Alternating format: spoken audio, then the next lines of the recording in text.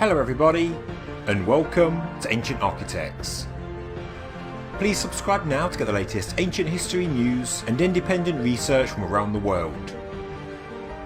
Researching ancient sites to try and make sense of a past civilization is no easy feat, because, as I explained in my last video that looked at the claims Göbekli Tepe is the world's oldest temple, there are so many theories, hypotheses and ideas already out there.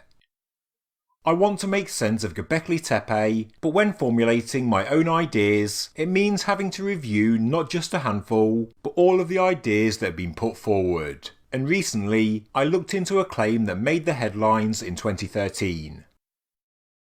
In August of that year, New Scientist ran an article that was titled, "World's Oldest Temple, yes, there's that soundbite again, built to worship the Dog Star." The headline alone in a credible scientific publication does sound very certain.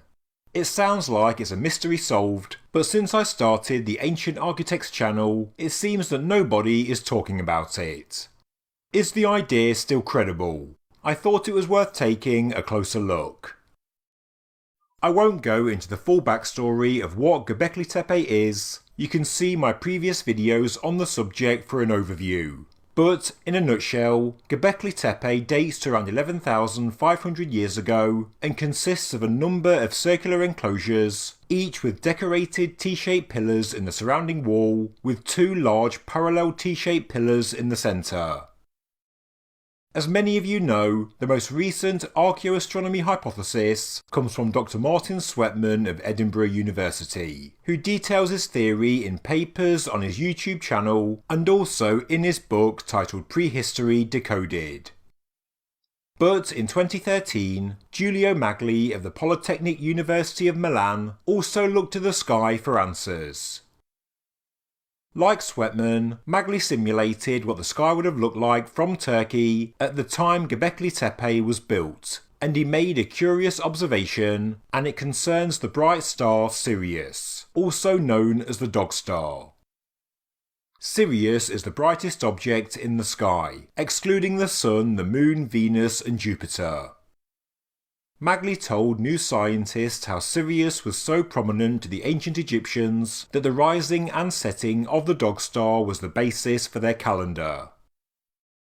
Interestingly, at the latitude of Göbekli Tepe, Sirius would have been below the horizon until around 9300 BC, and this was when it would have suddenly popped into view, a bright star not seen in this part of the world for millennia.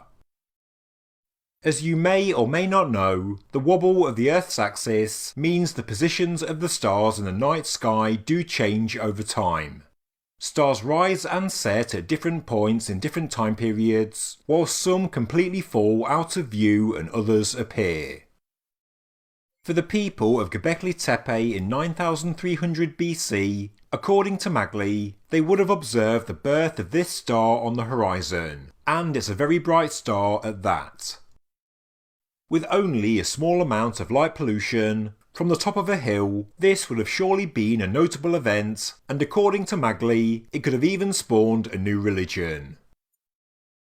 On noting this observation, Magli modelled 3 of the circular enclosures at Göbekli Tepe and drew an imaginary line between and parallel to the 2 megaliths in the middle of each enclosure. He discovered that the central T-shaped pillars seemed to mark the points on the horizon where Sirius would have risen in 9100 BC, 8750 BC and 8300 BC respectively. This was quite an exciting moment and led to comedian, presenter and host of the world's most popular podcast Joe Rogan to tweet the news back in 2013. So I downloaded Magli's 2013 paper for a closer look at the claims. The 3 structures with the alignments are enclosures B, C and D, with the central alignments being 159, 165 and 172 degrees respectively. The argument is that the structures of Göbekli Tepe were conceived to celebrate and then follow in the course of centuries the appearance of Sirius, a brilliant guest star as he calls it in the sky. He does say his claims do need to be taken with caution. To be correct, it means enclosure D would have had to have been built in 9100 BC, enclosure C in 8750 BC, and enclosure B in 8300 BC.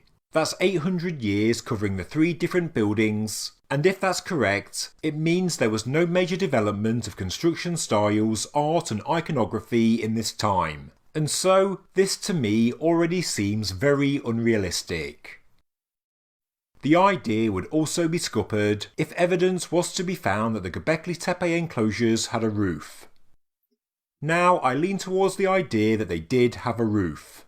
11,500 years ago, the climate in this part of the world was warmer and wetter than today, and the intricately carved limestone pillars don't look like they've been attacked by hundreds of years of weathering and erosion.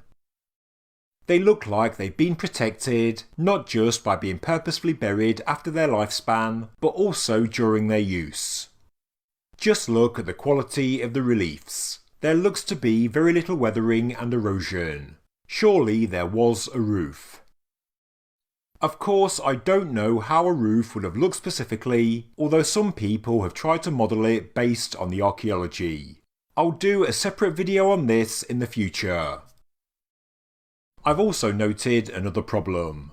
The view from the middle of the central pillars of enclosure C would be obstructed by the wall of enclosure D, and so surely if enclosure C was built in 8750 BC and enclosure D in 9100 BC, why didn't the people demolish or part demolish enclosure D? The older structure would have been redundant, and the new one surely wouldn't function if it was left standing. They are simply built too close together. Why didn't they spread them out? It's not like space was an issue. And then we have yet another problem. There are more than 3 enclosures at Göbekli Tepe. We also have enclosures A, E, F and H. Magli does say that enclosure F points pretty close to the rising sun at the summer solstice, but there is no mention of enclosures A, E or H. It's also worth remembering there could be up to 20 circular enclosures at Göbekli Tepe, so does that mean that every enclosure would have to have astronomical significance? Circular and rectangular enclosures are also found at dozens of pre-pottery Neolithic sites in Turkey. So for the hypothesis to be correct, do these also have to have astronomical alignments? Maybe they all do. But this work would need to be done because the circular enclosures of Göbekli Tepe are not architecturally unique in the landscape. Magli ends his paper with the famous vulture stone, also known as Pillar 43 of enclosure D, where we see a vulture with a sphere or disc on its wing, and he speculates it could be a representation of the newly born star rising up, which is a nice interpretation to support his hypothesis. 2 years after this new story in New Scientist, and Magli released another paper. In it he notes the radiocarbon dates associated with enclosure D, which are 9664 and 9311 BC, which is close to his revised date of enclosure D based on astronomy, 9227 BC. Radiocarbon dates for enclosure C are 9261 to 9139 BC, compared to Magli's date of 8850 BC. His date for enclosure B, according to astronomy, was 8400 BC, whilst archaeologists got a variety of dates between 9500 and 8500 BC. He says the data supports his hypothesis, but in my opinion, it doesn't make it any more conclusive. In fact, it's quite the opposite. In truth, the archaeologists don't believe that enclosure B was built in 8400 BC, more like 9000 BC, because the later radiocarbon dates are actually from intrusive burials, and so this does critically damage the hypothesis. Magli speculates that enclosure A and F may have been oriented towards the sun and moon, but I'm yet to see any supporting evidence for a moon association. At the time of writing, there wasn't enough information available for Enclosure H, and that in a nutshell concludes his work. Since his publications, Andrew Collins and Rodney Hale wrote a paper looking into Magli's claims and concluded that, to the people of Göbekli Tepe, the appearance of Sirius on the horizon would have actually been somewhat feeble and unremarkable, and that's all due to atmospheric extinction. It would have actually looked quite dim and barely visible with the naked eye. This therefore looks to be the final nail in the coffin of the Sirius hypothesis. Weighing up all the evidence, and for me personally, I am unconvinced there is a connection between Göbekli Tepe and Sirius. It is a nice hypothesis, but in reality there are just too many problems to overcome. Saying that, and as I continue my research on the Tastapella sites of ancient Anatolia, I'll certainly bear it in mind as more and more new discoveries come to light, but I really don't think that Sirius is the key to solving the mystery of Göbekli Tepe. Thank you very much for watching this episode of Ancient Architects. If you enjoyed the video, please subscribe to the channel, please like the video, and please leave a comment below. Thank you very much.